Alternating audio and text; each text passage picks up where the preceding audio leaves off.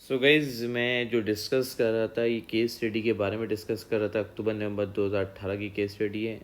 Obviously बात है, 1.5 घंटे का पेपर होता है। आप लोगों को पता है केस स्टडी सबसे इंपॉर्टेंट फैक्टर है। मैं पहले से बता रहा हूँ, केस स्टडी सबसे इंपॉर्टेंट फैक्टर है जो आपको बहुत प्रैक्टिस करनी चाहिए। इवन मैं सॉल्व करके भेज भी रहा हूँ, लेकिन फैक्टर बहुत इंपॉर्टेंट है। सही है। अब इस केस स्टडी में अक्टूबर नवंबर 2018 की केस स्टडी है, और ये केस स्टडी जो है प्रोटेक्शनिज्म के ऊपर है, इम्पोर्ट के ऊपर है। यहाँ पे आइडेंटिफाई यूरोपियन यूनियंस, ईयू को रिप्रेजेंट करते हैं European union to boost protectionism. Restriction को उसने क्या किया, बूस्ट किया है। प्रोटेक्शनिज्म मीन रिस्ट्रिक्शन लगाना। तो ऑब्वियसली बात है, रिस्ट्रिक्शन को क्या कर रहा है, बूस्ट प्रोटेक्शनिज्म।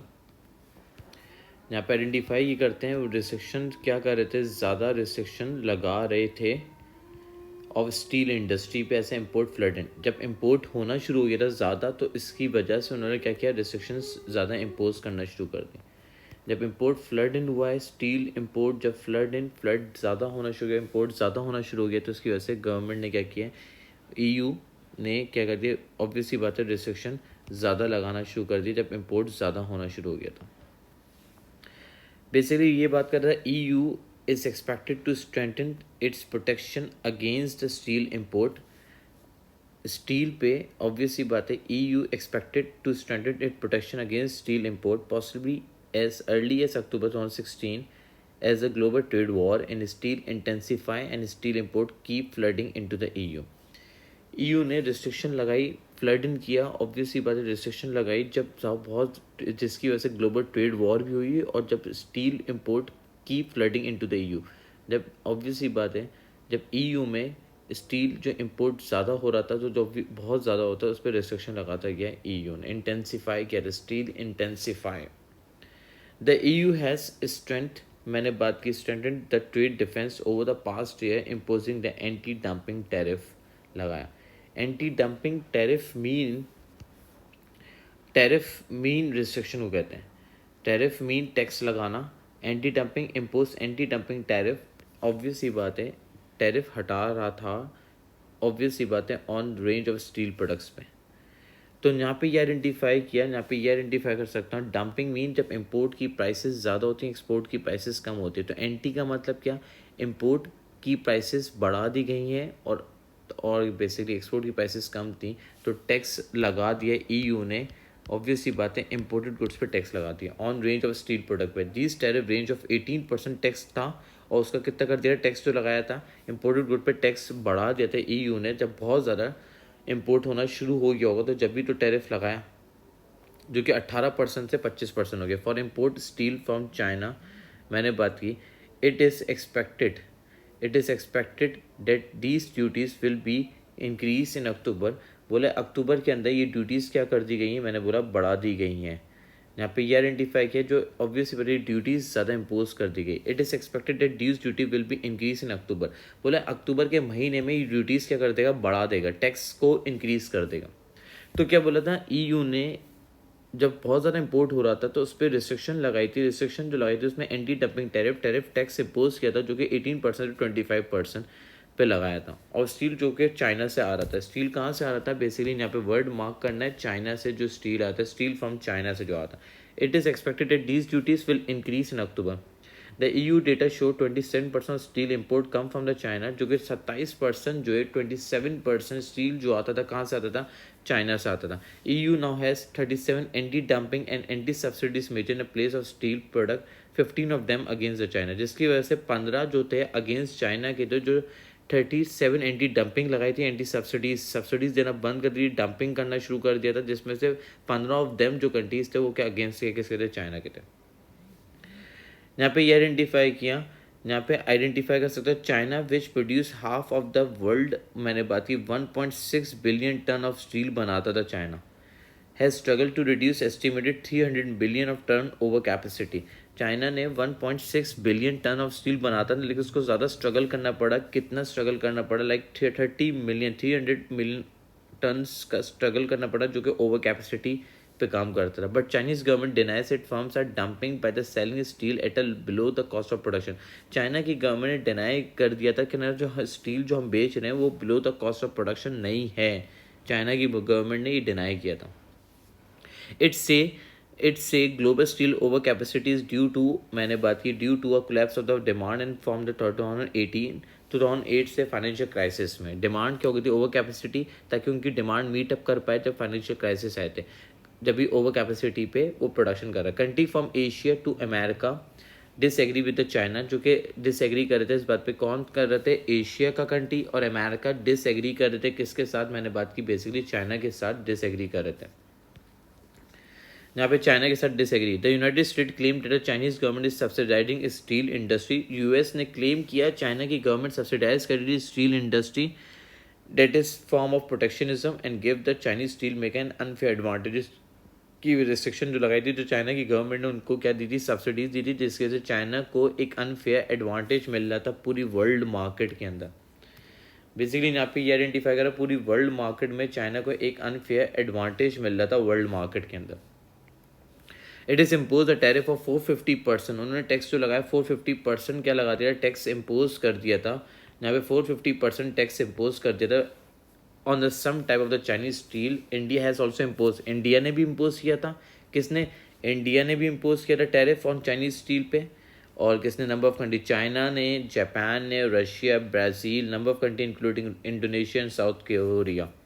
मैंने बात की इम्पोज किया टैरिफ, और जिसमें चाइनीज स्टील पे, जिसमें India has also impose tariff on steel import from number of countries, जो कि स्टील आता था including China, Japan, Russia, Brazil, Indonesia, south Korea, जो स्टील आता था इंडिया ने, ईयू ने भी लगाया था, और ऑब्वियस सी बात है यूएस ने भी रिस्ट्रिक्शन लगा दी थी चाइनीज स्टील पे। अब जो बात कर रहा है बेसिकली ये दो की बात कर रहा है, इधर बात कर एक्सपोर्ट ऑफ इम्पोर्ट की बात की, दूसरी जगह export of import of goods की बात कर रहा है, यहाँ पे एक्सपोर्ट ऑफ सर्विसेज की बात कर रहा है। दोनों में फ़र्क क्या है, मैंने बात की एक जगह गुड्स की बात कर रहा था, ये गुड्स हैं, और जो कि ब्लू से मार्क किया ये सर्विसेज थी। अब यहाँ पे पहला क्वेश्चन जो है, how does EU balance of trade in goods with China 2015 compare with balance 2010 से। भाई देखो, जब कंपेयर करने को बोल रहा है 2015 और 2010 को कंपेयर करने का बोल रहा है, तो 10 और 15 को कंपेयर करते हैं। अगर किसकी बात कर रहा था, बेसिकली गुड्स की बात कर रहा था, यहाँ पे हाईलाइट कर रहा है गुड्स की, ट्रेड इन गुड्स की बात कर रहा था। अगर हम कंपेयर करें गुड्स को 2010 और 15 में, अगर गुड्स की बात की 2010 और 15, 2010 से रिप्रेजेंट किया और 2015 से रिप्रेजेंट किया। 2010 में कितना था एक्सपोर्ट ऑफ गुड्स, अगर बेसिकली यहाँ पर आइडेंटिफाई किया एक्सपोर्ट जो कर रहा था, एक्सपोर्ट ऑफ गुड्स की बात की, एक्सपोर्ट ऑफ गुड्स से रिप्रेजेंट करता हूँ मैं, कितना था 113.5 था, और 2015 में, 2010 में 2015 में कितना था, बेसिकली 170.4 था। और इम्पोर्ट ऑफ गुड्स कितने थे गाइस, यहाँ पे आइडेंटिफाई किया इम्पोर्ट ऑफ गुड्स की बात की, ये 283.9 और 350.4 अगर कंपैरिजन, तो इससे माइनस करते हैं हम, कंपैरिजन दोनों निकल जाएगा, बैलेंस ऑफ ट्रेड जो निकलेगा गुड्स का दोनों का। अगर बेसिकली यहाँ पे आइडेंटिफाई करें 113 से माइनस का 113.5 माइनस करता हूँ 283.9, तो बेसिकली ये आ गया -170 आ गया, 170.4 नेगेटिव में, तो इसका मतलब mean balance of trade deficit पे जा रहा था। सेकंड वाला देखो 2010 और 15 की 170.4 माइनस करता हूँ 350.4, तो इट्स मीन लाइक अ 180 से किस पे जाता है, डेफिसिट पे जाता है। It's mean like a balance of trade जो है वो किस में जाता है, डेफिसिट पे जाता है। बैलेंस ऑफ ट्रेड जो है ओवरऑल किस पे था, यहाँ पे आइडेंटिफाई किया डेफिसिट पे जाता है, कौन से 2010 से लेके 2015 तक, 2010 से लेके 2015 तक डेफिसिट पे जाता। क्या चीज़, गुड्स जो थे वो डेफिसिट पे जाते। 2010 में से मैंने माइनस किया और 2015 इन दोनों की जो फिगर आउट की थी ये 170.4 था, और यहाँ पे क्या फिगर बात की थी 180 था मेरे पास जो डेफिसिट पे जाता। तो बेसिकली अगर मैं ए पार्ट का जो आंसर करूँगा इस यहाँ पे ए पार्ट का, तो मैं ये लिख सकता हूँ the balance of trade in goods, the balance, A part का answer the balance of trade in goods, the balance of trade in goods की बात की, इन गुड्स मैंने बात की, is in deficit, in deficit in both year, मैंने बात की is in deficit in both year, दोनों सालों में, बोथ ईयर, और डेफिसिट डेफिसिट इज इंक्रीज्ड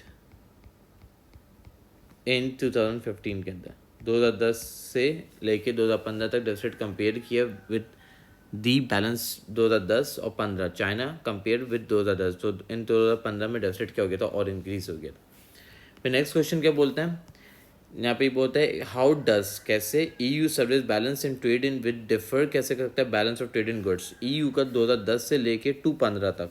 अब इसमें सबकी बात कर रहे हैं, 2010 और 15 की बात कर रहे हैं। अगर हम सारे सालों को निकालें 2010 से लेके 15 तक की बात कर रहे हैं, 2010 से लेके 15 तक बात करूं, अगर मैं 2010 किसका डिफ़र कर रहा है सर्विसेज और गुड्स की, अगर हम ये देखा जाए 2011 की बात करूं 136, यहाँ पे ये आइडेंटिफाई किया 136.4 माइनस करता हूँ 295.1, तो ये मेरे पास आ गया माइनस, ये आ रहा है 158 में आ रहा है 0.7, ये सब नेगेटिव में जा रहा है। बेसिकली सब किस में जा रहा है, नेगेटिव में जा रहा है मेरे पास। अगर हम ये बात करें सेकंड वाले की बात करें 144.2 माइनस मैंने बात की 292.1, तो ये आ गया 147.9, तो ये भी मेरे पास किस में चला गया, नेगेटिव में चला गया। अगर नेक्स्ट स्टेप फॉलो करूं 148.2 माइनस करता हूँ 280.1, तो ये भी नेगेटिव में चला गया। 131.9 ये भी नेगेटिव में चला गया। अगर नेक्स्ट स्टेप फॉलो करूँ 164.6 माइनस 302.1, तो ये भी नेगेटिव में चला गया 137.5। तो मेरे पास ओवरऑल क्या बैलेंस ऑफ ट्रेड जो है वो क्या था, डेफिसिट पे था, ऑफ गुड्स का ओवरऑल किस में जाता, डेफिसिट पे जाता। सही है। अब सर्विसेज का निकाल लेते हैं, सर्विसेज डिफर करने में आसानी हो जाएगी। सर्विसेज का export of services minus import of services, तो हमने export of services minus import of services, तो हमें ओवरऑल पता चल जाएगा ये पॉजिटिव में क्या ये नेगेटिव में, क्योंकि 2010 से 2 लिखा है। वर्ड क्या लिखा है बेटा, यहाँ पे देखो वर्ड में क्लिक करो, 2 का वर्ड लिखा है। 2 का मतलब 2010 से लेके 15 तक क्या हुआ है। अगर 2010 से 15 तक अगर हम इसको निकालते हैं 119.5 माइनस 117.2, तो बेसिकली क्या है 2.3, यहाँ पे ये आइडेंटिफाई किया 2.3 से रिप्रेजेंट किया, 2.3 ये सरप्लस है, तो बेसिकली ये 21.7 माइनस 17.7, तो ये बेसिकली 4 हो गया।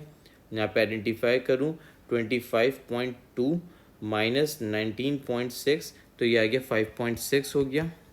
फिर मैंने बात की 27.7 माइनस 21.1, तो ये आ गया 6.6 आ गया। मैं ये नेक्स्ट जो स्टेप फॉलो करता हूँ 29.1 माइनस करता हूँ 22.9, तो ये आ गया 6.2।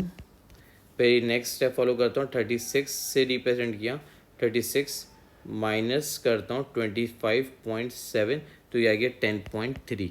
तो बेसिकली इधर क्या हो रहा है, बैलेंस ऑफ ट्रेड जो है, बेसिकली बैलेंस ऑफ ट्रेड जो है मेरे पास किस में जा रहा है गाइस, यहाँ पे आइडेंटिफाई किया बैलेंस ऑफ ट्रेड सरप्लस पे जा रहा है। तो ओवरऑल अगर देखा जाए balance of trade in services की बात कर रहा था, यहाँ पे सर्विसेज सरप्लस पे जाती थी और गुड्स क्या होते हैं, डेफिसिट पे जा रहे थे। ओवरऑल सर्विसेज सरप्लस पे जाती है और डेफिसिट पे, तो मैं बोल सकता हूँ अगर मैं ए का पार्ट 2 की बात करूँ, ये क्या था 1 था, ए का पार्ट 1 था, ए का पार्ट 2 से रिप्रेजेंट करूँ, पार्ट 2 से रिप्रेजेंट किया द सर्विसेज बैलेंस, यहाँ पर आइडेंटिफाई किया द सर्विसेज का बैलेंस जो है, the balance on services, the balance on services जो थी वो क्या थी, इज इन सरप्लस पे थी, इज इन सरप्लस। देयरफॉर मैंने बात की the balance on goods, the balance on goods की बात की, इज इन डेफिसिट पे था। मैंने बात की फ्रॉम 2010 से लेके टू 2015 तक। ये हमारे पास आंसर हो गया ए का पार्ट 1 और पार्ट 2 हो गया। अभी पूछ रहे हैं नेक्स्ट क्वेश्चन, आउटलाइन वाई का मतलब क्यों, वाई का मतलब क्या होता है इकोनॉमिक्स में, हर जगह क्या होता है क्यों। The US would claim US claim कर सकता है डेट सब्सिडीज जो मिल रही थी, किसको मिल रही थी, Chinese steel maker give unfair advantage मिला इन द वर्ल्ड मार्केट। भाई अगर यूएस क्लेम चाइना की गवर्नमेंट सब्सिडीज जो दे रही थी, तो क्या लिखा हुआ था यहाँ पे, देखो पैराग्राफ में लिखा हुआ था, अगर हम हाईलाइट करें, मैंने बात की United state the US, basically क्या बात की यहाँ पे आइडेंटिफाई किया, यूएस ने क्या किया, क्लेम किया, यूएस जो चाइना की गवर्नमेंट क्या दे रही थी, सब्सिडीज क्लेम दे रही थी किससे, steel industry, that give a protectionism unfair advantage दे रही थी, किसको दे रही थी, वर्ल्ड मार्केट के अंदर। ये बात लिखी हुई, हाईलाइट की हुई, देखो अनफेयर एडवांटेज मिल रहा था इन दी वर्ल्ड मार्केट के अंदर। अगर हम बात करें बेसिकली, देखो अनफेयर एडवांटेज जो मिल रहा था किसमें, वर्ल्ड मार्केट के अंदर, तो सब्सिडीज़ जो मिल रही थी, अगर इसका बी पार्ट है गाइज, मैंने बोला सब्सिडीज़ की वजह से, सब्सिडीज़ जो given to the Chinese steel maker unfair advantage इसलिए दिया था क्योंकि उनकी कॉस्ट क्या थी, कम थी, और स्टील प्रोड्यूसर जो था, ऑब्वियस सी बात है उनकी कॉस्ट ऑफ प्रोडक्शन क्या हुई थी, प्रोड्यूसर की कम कॉस्ट ऑफ प्रोडक्शन बैठ रही थी, और जिसकी वजह से स्टील जो फर्म्स थी जो बनाने वाली थी वो कम प्राइसेस चार्ज कर रहे थे, जिसकी वजह से ऑब्वियस ही बात है उनकी एफिशिएंट ज़्यादा हो रहे थे, और इसकी वजह से यूएस ने क्लेम किया।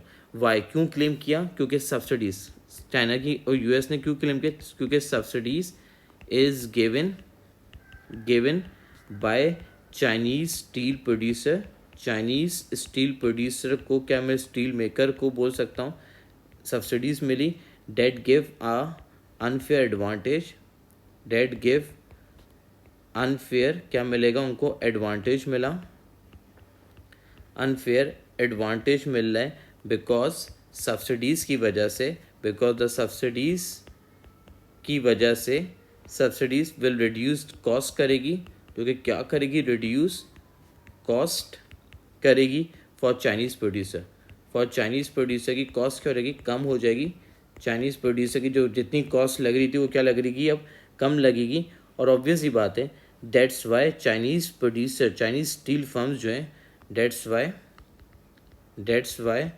चाइनीज़ जो था, चाइनीज़ फर्म्स जो हैं low prices charge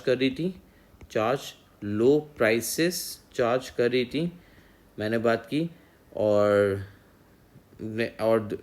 date reflect करेगी एफिशिएंसी, वो ज़्यादा जब भी एफिशिएंट थी एज़ कम्पेयर टू, मैंने बात की यूएस के, क्योंकि चाइनीज़ की गवर्नमेंट ने क्या दी थी, सब्सिडीज दी थी ईयू के। नेक्स्ट क्वेश्चन देखें, explain with the help of diagram, जब बोल दिया एग्जामिनर ने डायग्राम बनानी है आपको, explain how imposition of import tariff on steel protect the domestic industry. देखो जब भी डायग्राम की इम्पोर्ट टैरिफ की बात करें, टैरिफ का मतलब क्या होता है, मैं जानता हूँ टैक्स को बोलते हैं, टैरिफ मतलब क्या होता है गाइस, उसको कहा जाता है टैक्स को बोलते हैं, टैक्स मीन ऑब्वियस सी बात है इम्पोजिशन ऑफ टैक्स लगा रहा है, टैक्स लगाया तो कौन सा टैक्स होता है, इसको कहते हैं इनडायरेक्ट टैक्स होता है। इनडायरेक्ट टैक्स वो टैक्स होता है जो कि किस पे लगता है, गुड्स पे लगता है, स्टील इज़ अ गुड्स, सही, गुड्स पे जब लग रहा है तो जब टैक्स लग रहा है तो कॉस्ट क्या होती है, बढ़ती है, और सप्लाई क्या हो जाती है, बेसिकली कम हो जाती है, सप्लाई शिफ्ट होती है, कम होना शिफ्ट होगी लेफ्टवर्ड, और प्राइसेस क्या होती है, इंक्रीज हो जाती हैं। तो गाइस मैं ये बोल सकता हूँ, यहाँ पे आइडेंटिफाई कर सकता हूँ इसकी एक्यूरेट डायग्राम जो बनेगी, यहाँ पे ये आइडेंटिफाई किया इस क्वेश्चन के हिसाब से, एक्यूरेट डायग्राम जो मैंने ड्रॉ की, यहाँ पे बेसिकली 2 एक्सेस ड्रॉ किए आपके सामने, ये demand curve downward sloping, supply curve upward sloping, और बेसिकली सप्लाई ये डिमांड कर्व है, ये आइडेंटिफाई करते हैं हम डिमांड कर्व से रिप्रेजेंट किया, डिमांड एंड सप्लाई जब इक्वल होते हैं इस पॉइंट को हम क्या कहते हैं, इक्विलिब्रियम से रिप्रेजेंट करते हैं, जब डिमांड और सप्लाई जब इक्वल होते हैं that point is known as, इसको कहा जाता है इक्विलिब्रियम से रिप्रेजेंट किया जाता है। जब टैक्स लगाया जाता है तो ऑब्वियस ही बात है सप्लाई क्या हो जाती है, बेसिकली कम हो जाती है, सप्लाई क्या हो जाती है, बेसिकली कम हो जाती है, और प्राइसेस क्या हो जाती हैं, इंक्रीज़ हो जाती हैं, प्राइसेस इंक्रीज़ हो जाएंगी, और क्वांटिटी क्या हो जाएगी, कॉन्ट्रैक्ट हो जाएगी, क्या नहीं हो जाएगी, कॉन्ट्रैक्ट हो गई क्वांटिटी मेरे पास। जब टैक्स लगा तो ऑब्वियस ही बात है सप्लाई क्या हो गई, कम हो गई है, और प्राइसेस क्या हो जाएंगी, इंक्रीज़ हो जाएंगी। जब प्राइसेस इंक्रीज़ हुई तो इसका अगर मैं बात करूँ द इम्पोजिशन ऑफ टैक्स, मैंने बात की द इम्पोजिशन ऑफ टैरिफ, इसको कैलकुलेट इसको हम करते हैं जो कि सी पार्ट है, द इम्पोजिशन ऑफ टैरिफ, जब टैरिफ लगा गाइस मैंने बात की डेट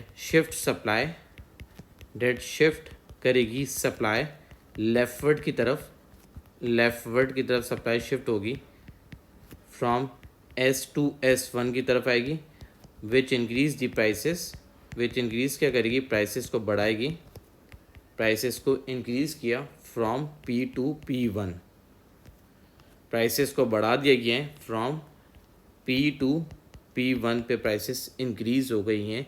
मैंने बात की जब इम्पोर्ट टैक्स लगा था। ठीक है, नेक्स्ट क्वेश्चन देखते हैं, D part, explain to who could lose, कौन बोल रहा है हु कुड लूज, कौन लूज करेगा चाइना के अंदर ऐसे imposition tariff on Chinese steel. तो सबसे ज़्यादा टैरिफ लगने से कौन लूज कर सकता है, जो डी पार्ट है। तो मैंने बात की बेटा जब टैरिफ टैक्स लगेगा तो ऑब्वियस ही बात है, मैंने बात की जो चाइना में जो लूज़ कर सकता है, फर्म लूज़ कर सकती हैं, क्योंकि उनको क्या मिलेगा, चाइना को उनको लेस प्रॉफिट मिलेगा, क्योंकि वो प्रोडक्शन बहुत ज़्यादा कर रहे थे। ऑब्वियस ही बात है वो ज़्यादा कैपेसिटी पे काम कर रहे थे, तो ऑब्वियस ही बात है उनका प्रॉफिट क्या हो जाएगा, कम हो जाएगा। मैंने बात की चाइना, बोला who could lose in China, तो बेसिकली चाइना जो है, चाइना में कौन लूज़ करेगा, चाइना में बेसिकली चाइना जो लूज़ करेगा, क्योंकि चाइना स्टील जो कम मेकिंग जो करता है, चाइनीज़ जो है, चाइना फर्म्स जो हैं चाइना में, इन चाइना से रिप्रेजेंट किया, in China the steel maker जो कि ऑब्वियसली बात है स्टील बनाने वाली, स्टील मेकर जिसमें मैंने ब्रैकेट में लिख सकता हूँ फर्म्स लूज़ कर सकती हैं द प्रॉफिट बेसिकली लूज़ कर सकती हैं प्रॉफिट एज दे प्रोड्यूस, मैंने बात की एज दे प्रोड्यूस स्टील जो बना रही हैं, मैंने बात की एट ओवर कैपेसिटी पे, बिकॉज चाइनीज़ गवर्नमेंट जो है उन्होंने क्या दी थी तो चाइनीज़ गवर्नमेंट ने बेसिकली उनकी कॉस्ट क्या कर दी थी, कम कर दी। तो बेसिकली चाइना में जो लूज़ कर सकती है, ऑब्वियसली बात है who could lose in China, because the Chinese government ने क्या दी थी, प्रोवाइड सब्सिडीज़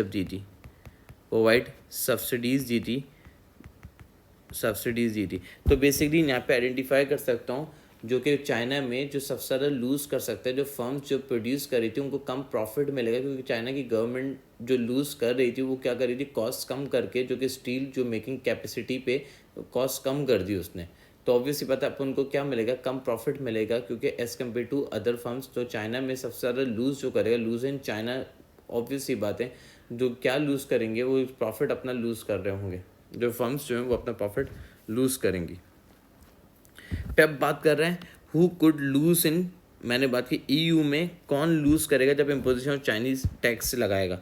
जब टैक्स लगा तो ईयू का क्या लूज़र पार्ट होगा, ईयू की गवर्नमेंट को क्या मिला, ईयू की गवर्नमेंट ने उनको सब्सिडीज़ नहीं दी।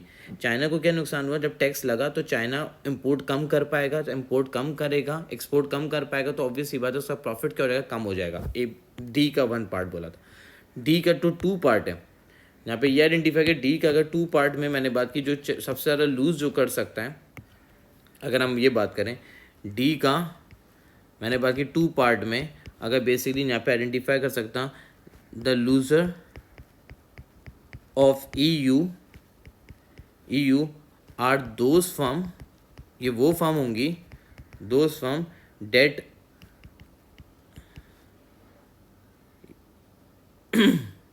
जो कि ऑब्वियस ही बात है that does not get subsidies, उनको सब्सिडीज़ क्या है, नहीं मिली हैं, सब्सिडाइज नहीं हुआ था, they does not get subsidise नहीं हुआ था फॉर मैन्युफैक्चरिंग के लिए, फॉर मैन्युफैक्चरिंग में उनको सब्सिडाइज नहीं किया गया था। ऑब्वियस ही बात है दे विल हैव टू पे, जिसकी वजह से दे विल हैव टू पे हाई प्राइसेस, उनको क्या पे करनी पड़ेंगी, ज़्यादा प्राइसेस पे करनी पड़ेंगी, क्योंकि उनको सब्सिडाइज नहीं मिले, दे हैव टू बेसिकली पे हाई प्राइसेस पे करनी पड़ेंगी,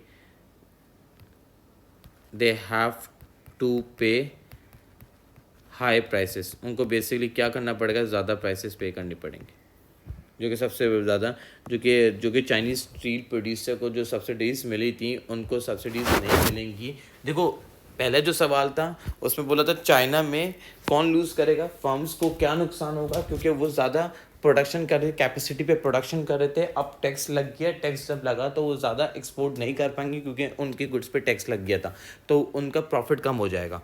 सही है, लेकिन ईयू में कौन लूज़ करेगा? ईयू की गवर्नमेंट ने सब्सिडीज़ तो नहीं दी थी, तो उनका लूजिंग पार्ट ये होगा।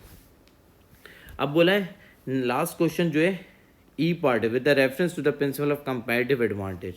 कंपैरेटिव एडवांटेज आपको यूज़ करना है। कंपैरेटिव एडवांटेज क्या होता है बेटा जी?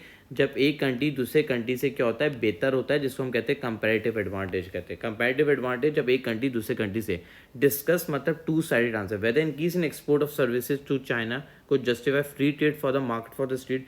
अगर मैंने बात की इंक्रीज इन एक्सपोर्ट, ईयू अगर अपनी सर्विसेज एक्सपोर्ट करता है चाइना को, तो जिसकी वजह से, और चाइना से स्टील लेता है, तो क्या जस्टिफाइड ट्रेड हो सकता है? हाँ हो सकता है। तो मैं बोल सकता हूँ, मैं ये जानता हूँ क्योंकि चाइना जो है ईयू सर्विसेज में अच्छा था। ईयू का जो था, यहाँ पे देखा जाए ईयू का जो सरप्लस में जा रहा था, किस में जा रहा था? सर्विसेज में जा रहा था। और चाइना का ईयू जो है गुड्स में क्या था? ऑब्वियसली डेफिसिट में जा रहा था। ईयू क्या, देखो यहाँ पे देखा जाए ई पार्ट को अगर मैं डिस्कस करूँ, ईयू का गुड्स में डेफिसिट पे था, तो गुड्स में कौन अच्छा? चाइना अच्छा था। ईयू सर्विसेज में अच्छा था, तो मैं बोल सकता हूँ ईयू सर्विसेज में अच्छा था, और उसमें क्या था? चाइना जो था किस में अच्छा था? गाइस यहाँ पे ये आइडेंटिफाई कर सकते हो, चाइना जो बेहतर था वो किसके अंदर अच्छा था? मैंने बात की गुड्स में अच्छा था। तो मैं बोल सकता हूँ बेसिकली द कंपैरेटिव एडवांटेज समझाऊँ। द कंपैरेटिव एडवांटेज जो कहा जाता है, पहले एक पैराग्राफ बनाया, the comparative advantage is identified at a low opportunity cost ratio. Identified जो होता है किस पे होता है? At the low opportunity cost ratio पे, at the low opportunity cost ratio where country have a, where country जो है, where country have evidence of the resources. Evidence means ज़्यादा एक्स्ट्रा रिसोर्सेज, ऑफ रिसोर्सेज की बात की मैंने, बात की whereas EU is specialise किस में था? स्पेशलाइज जो था किस में था? सर्विसेज में, इन सर्विसेज में। एंड चाइना इज स्पेशलाइज जो था चाइना किस में था? इन गुड्स के अंदर। ये एक पैराग्राफ बनाया मैंने, पैरा 1, ये इसको आइडेंटिफाई किया, पैरा नंबर 1 से रिप्रेजेंट किया। सेकंड पैराग्राफ जो मैं अगर सेकंड पैराग्राफ की बात करता हूँ गाइस, मैंने बात की ऑब्वियस ही बात है, राइज जो हो रही है sale of services to China. EU rise कर रहा था, क्या कर रहा था? बेसिकली सेल्स जो कर रहा था, क्या चीज़? ऑफ सर्विसेज जो कर रहा था। ईयू का एक पैराग्राफ बनाया, सेल ऑफ सर्विसेज किसको दे रहा था? टू चाइना को दे रहा था। ईयू चाइना को दे रहा था, जिसका मतलब मैंने बात की चाइना को दे रहा था, जो कि ईयू क्या था? बेसिकली ईयू को कंपैरेटिव एडवांटेज मिल रहा था। कंपैरेटिव एडवांटेज था किस में था? कंपैरेटिव एडवांटेज जो था किस में था? इन सर्विसेज में था। कंपैरेटिव एडवांटेज किस में था? ईयू को सर्विसेज में था, और क्योंकि ईयू ज़्यादा स्पेशलाइज था सर्विसेज के अंदर। सही है, ईयू किस में स्पेशलाइज था? ज़्यादा सर्विसेज था, तो ईयू ज़्यादा सर्विसेज अपनी क्या कर रहा था? एक्सपोर्ट कर रहा था। और चाइना, अब तीसरा पैराग्राफ क्या बनाया? चाइना जो था, चाइना एक्सपोर्ट क्या कर रहा था? अपनी स्टील कर रहा था, एक्सपोर्ट ऑफ स्टील कर रहा था, स्टील कर रहा था। चाइना जो एक्सपोर्ट कर रहा था स्टील, किसको दे रहा था? टू दी ईयू को दे रहा था, ईयू को दे रहा था। मैंने बात की has result from dumping. Result dumping mean import की प्राइसेस क्या थी? कम थी। ईयू के लिए अच्छी बात है रिजल्ट। मैंने बात की यहाँ पे आइडेंटिफाई कर सकता, एक्सपोर्ट ऑफ स्टील दे रहा था, एक्सपोर्ट कर रहा था, एक्सपोर्ट ऑफ स्टील कर रहा था टू ईयू। एज रिजल्ट मैंने बात की फ्रॉम डंपिंग, क्योंकि डंपिंग मीन आपके पास जब बाहर की गुड्स की प्राइस कम होती कंपैरेटिवली एक्सपोर्ट की प्राइस, तो इस मीन मैंने बात की, इसका मतलब चाइना के पास स्टील में क्या था? लो अपॉर्चुनिटी कॉस्ट थी। और बेसिकली ईयू जो कर रहा था, तो ईयू के पास, चाइना के पास कंपैरेटिव एडवांटेज है स्टील के अंदर। तो इससे मैं ये बात कर सकता हूँ, अच्छी बात क्या है? आपको इसको कंक्लूड ये करूँ, दोनों के ट्रेडिंग रिलेशन क्या हो जाएंगे? अच्छे हो जाएंगे। ट्रेडिंग रिलेशन इम्प्रूव हो जाएंगे, रिलेशन इम्प्रूव हो जाएंगे, रिलेशन जो हो सकते हैं क्या हो सकते हैं, इम्प्रूव हो सकते हैं। और मैंने बात की और दोनों कंट्री मैंने बात की, both country will be specialise on a specific thing, both country will be specialise, both country क्या होंगे, विल बी स्पेशलाइज हो जाएंगे। तो गाइज ये पूछा था कंपैरेटिव एडवांटेज का मतलब ये होता है एक कंट्री जब दूसरे कंट्री से बेहतर होता है। आई होप सो आप लोगों को मेरी ये बात समझ आई होगी। ये थी अक्टूबर नवंबर 2018 की case study, important case study guys, तो प्लीज़ फॉलो अप कर रखेगा। थैंक यू सो मच, अपना ख्याल रखेगा।